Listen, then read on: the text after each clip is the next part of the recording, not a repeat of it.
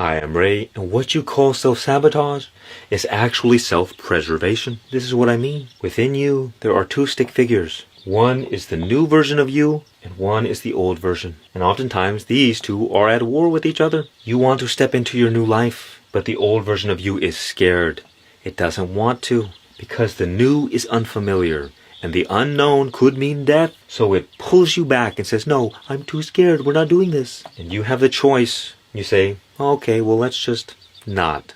Or you can say, I get that you're scared, my friend, but we're going anyway. And you see what happens is that life goes in expansion phases and contraction phases. And right when we hit up against that wall of our next level up, that is when the old patterns emerge.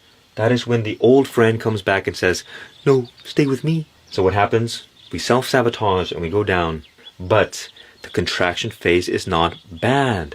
Where we get screwed over is that we start going down and then we judge ourselves. We say, oh no, what was going on? I was doing so well. And we continue to feed the fire of negativity. And so instead of bouncing off over here, we break down even further and fall into a downward spiral. But the trick is, it's not about avoiding making the mistake. It's how you respond when it happens. Whether or not you break through to the next level in your life is determined by how you respond to the old patterns when they emerge. And there's basically three ways you can do this.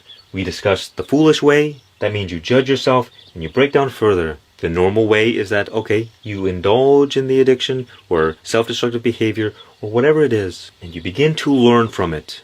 You say, how is this situation trying to help me? And so next time when you go up and bounce up against that wall, you'll be more wise. And maybe you'll break through this time. Or maybe you'll have to keep doing it hundreds of times until you finally learn the lesson. But the wise way to do this is that when those old patterns emerge, you don't react to them at all. In the back of your awareness, you can say, okay, this pattern is emerging.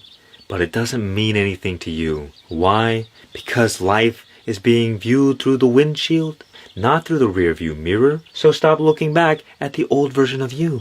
It's no longer aligned with where you're going. But if you're not clear about where you're going, then it's easy to get pulled back and distracted. When you focus on where you go, and you just kind of bulldoze your way through life, the old patterns come and you just shrug it off. Oh, doesn't matter, going too fast. Then what happens is that even if you indulge a little bit, you'll break through the wall and the ceiling will become your new floor. You can't avoid the contraction phases, and you wouldn't want to, but you can save yourself a lot of suffering simply by paying attention to what you do want and stop focusing on what you don't. Stop wrestling with the old version of yourself and it will die away on its own. That is all.